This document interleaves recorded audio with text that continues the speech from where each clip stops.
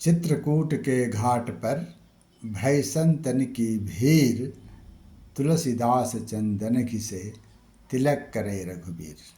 यह दोहा मैंने बचपन में एक तोते से सीखा था। मेरी माँ तोता पाल रखी थी और उन्होंने उसे दोहा रटा दिया था। तोता बार बार दिन में कई बार इस दोहे का जो उच्चारण करता था।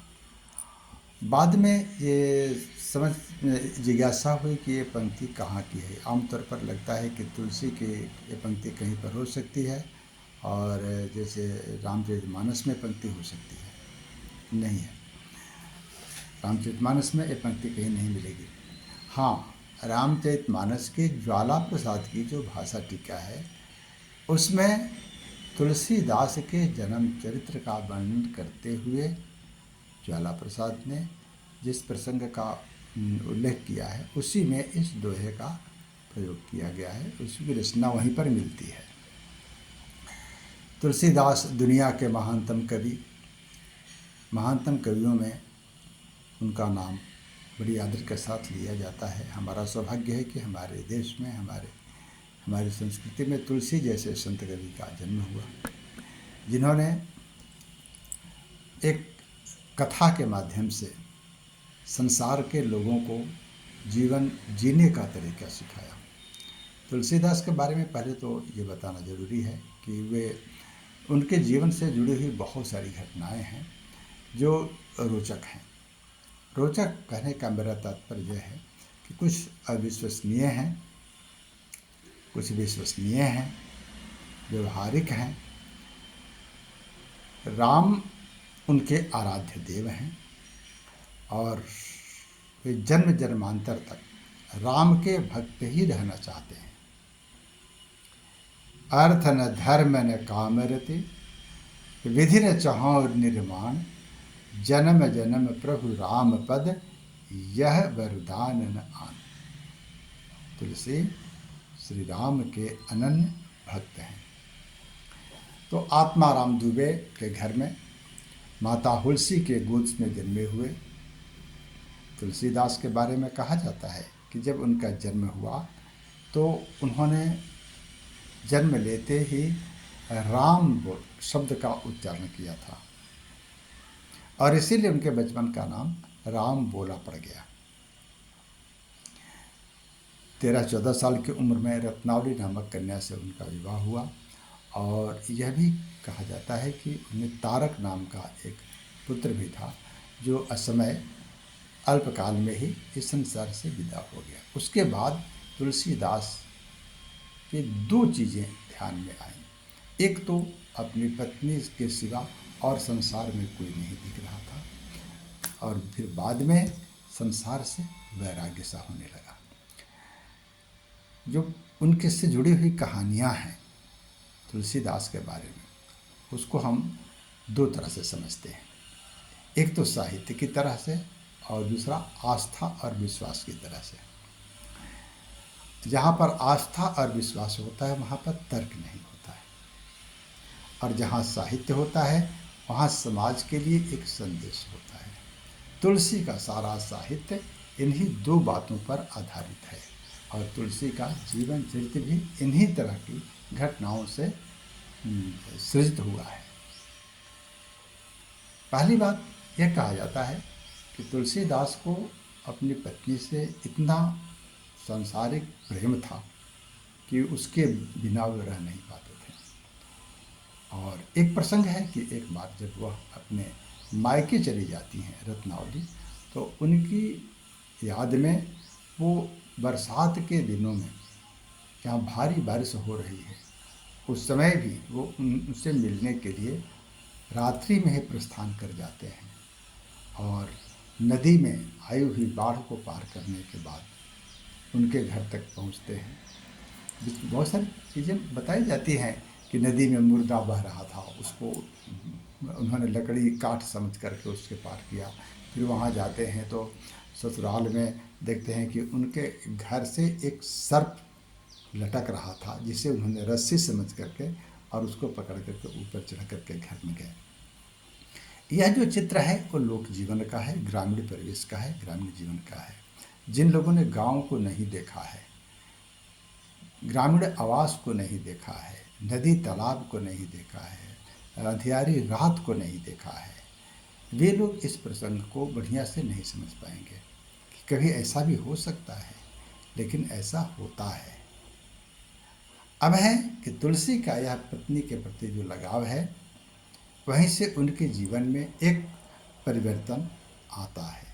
जैसे इस दुर्गम मार्ग से चलने के बाद जब पत्नी के साथ से मुलाकात होती है उनकी, तो पत्नी अचरज में पड़ जाती है रत्नावली और कहती है कि अरे वाह, मेरे साथ मेरे इस नश्वर शरीर से इतना प्रेम। अब वहाँ पर ऐसे नहीं कहती है पत्नी। पत्नी उन्हें बहुत समझाती है और कहती है कि चाम हाड़ यह निरस हमारे, कहती है कि धिक धिक धिक, एक धिक कारती है पहले उन्हें कि इस नश्वर शरीर से इतना प्रेम करते हैं आप। धिक धिक धिक तहि प्राण प्यारे, चाम हाड़ यह निरस हमारे, ऐसे मन जो लागत राम, तो सुधरत तुम्हारे सब काम। कहती है कि इस चाम पहाड़ के नश्वर शरीर से जितना प्रेम आप कर रहे हैं, अगर ऐसा ही प्रेम आप राम से करते तो आपका जीवन संवर जाता, जीवन सुधर जाता। यह प्रसंग तुलसी के जीवन का एक बहुत बड़ा मोड़ का पॉइंट है, जहाँ से वो बदल जाते हैं, संसार से उन्हें वैराग्य हो जाता है। और काशी में बताते हैं फिर वो उनकी शिक्षा दीक्षा गुरु नरहरि दास के आश्रम में होती है, उनके सानिध्य में हुई।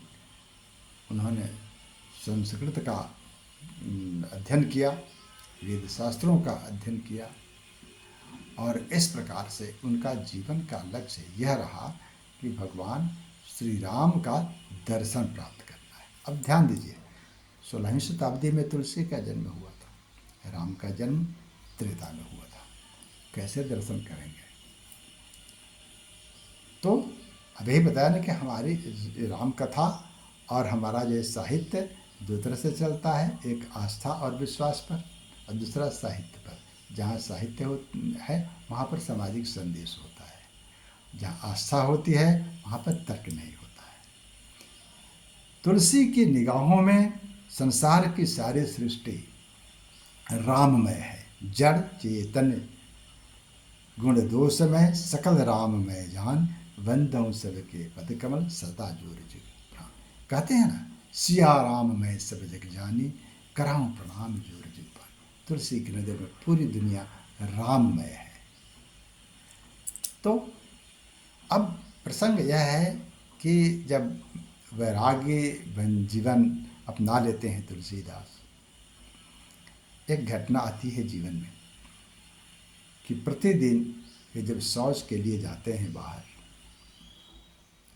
कमंडल में जल लेकर के जाते हैं, और उस कमंडल में जो जल बच जाता था शौच के से निबटने के बाद, उस जल को वो एक बबूल की पेड़ की जड़ में डाल दिया करते थे। यह उनके नियमित जीवन का एक कार्यशैली बन गई थी। वहाँ पर लौटते वक्त उसी में डाल देते थे। संयोग ऐसा कि उस बबूल के जड़ में एक अतिरिक्त आत्मा निवास करती थी, जिसे प्रेतात्मा कहते हैं, और उस जल की प्राप्ति से वह का उसका उद्धार होता है। और उद्धार होने के बाद में एक दिन वो आत्मा प्रकट होती है और तुलसीदास से कहती है कि तुम पर अहूँ प्रसन्न गुसाई, अब मांगो अपनी मन भाई।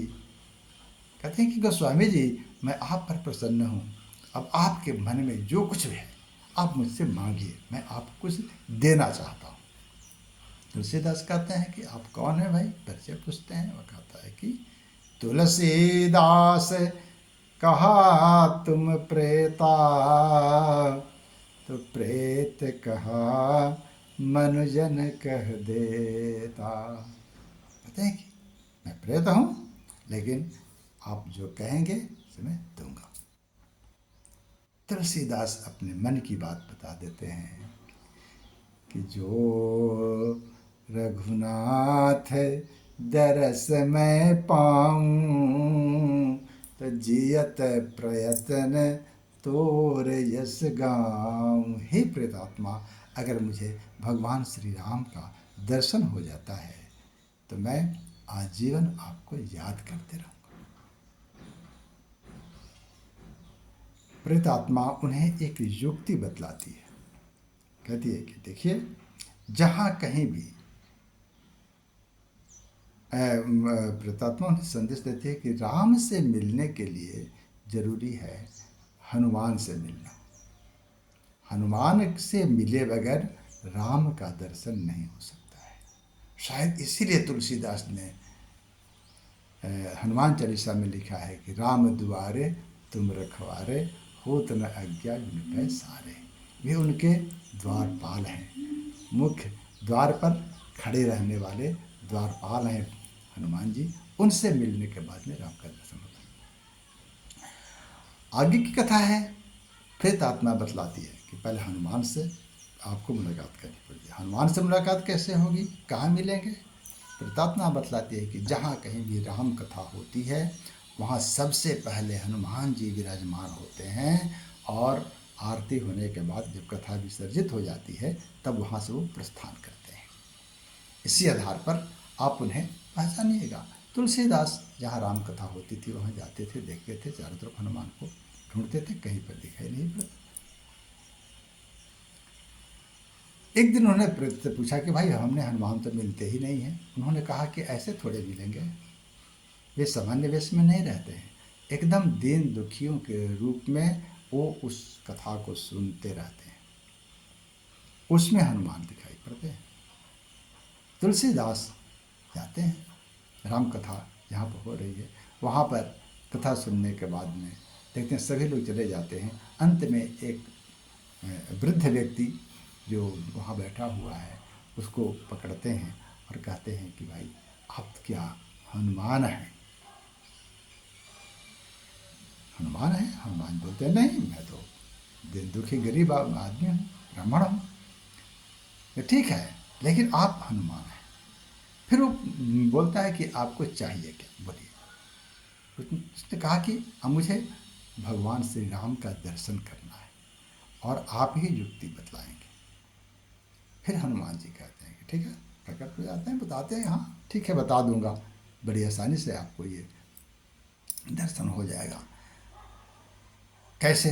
चित्रकूट में भगवान तुलसीदास जाते थे, जहाँ पर रोज़ चंदन लगाते थे, वहाँ पूजा पाठ करते थे, स्नान ध्यान करते थे। तो उन्होंने कहा कि जहाँ आप चित्रकूट में जाते हैं, स्नान ध्यान करते हैं, चंदन लगाते हैं, वहीं पर राम लक्ष्मण रोज़ गुजरते हैं, रोज़ गुजरते हैं। आप उनको देखिए, आप वहाँ पहचानिएगा। दूसरे दिन से तुलसीदास स्नान करने के बाद में राम लक्ष्मण का इंतज़ार करने लगते थे। बहुत सारे लोग आते थे, चंदन मांगते थे, देते थे, तिलक लगाते थे, चले जाते थे, लेकिन कभी राम के दर्शन नहीं हुए। एक दिन तुलसीदास ने हनुमान जी से शिकायत की कि भाई आपने जो युक्ति बतलाई है उसके तहत भगवान श्री राम का दर्शन नहीं हो रहा है। तो हनुमान ने कहा कि वे तो रोज ही आते हैं और रोज ही आपसे चंदन लेते हैं, मांगते हैं, आप उन्हें तिलक लगाते हैं, लेकिन आप उन्हें पहचान नहीं पाते हैं। राम को पहचानने के लिए सामान्य दृष्टि नहीं, दिव्य दृष्टि चाहिए। देखिए, ऐसी प्रसंग में एक संदेश है। तुलसीदास कहते हैं ना कि सारे जीवों में श्री राम का वास है, संसार की सारी सृष्टि में श्री राम है। श्री राम विष्णु के अवतार हैं, विश्व अणु हैं। तो संसार की रचना जहाँ पर हुई है, जिस चीज़ से हुई है, उसी का नाम विष्णु है, और विष्णु के अवतारी रूप का नाम है राम। कहते हैं कि नहीं, मैं उनसे बातें करना चाहता हूँ। कैसे पहचानूंगा कि राम है? कैसे पहचानूंगा? बहुत सारे लोग आते हैं, चंदन मांगते हैं, रोज देता हूँ। हनुमान जी कहते हैं कि अगले दिन आप अपने जिस जिस प्रकार से पूजा पाठ करते हैं वैसे करते रहिएगा, मैं आपको संदेश दूंगा। जब राम आएंगे आपके पास तो मैं एक संकेत दूंगा।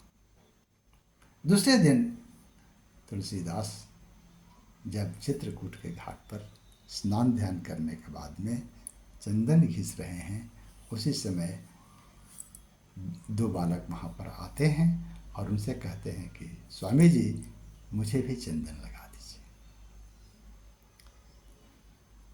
ये तो रोज ऐसा होता था, आज भी नहीं पहचान पाए तुलसी। उसी समय ऊपर वृक्ष पर बैठा हुआ एक तोता संकेत देता है, और वह तोता और कोई नहीं, हनुमान थे, जो तोते के वेश में वहाँ बैठे हुए थे और सोच रहे थे कि ये तो आज भी ऐसे ही निकल जाएगा।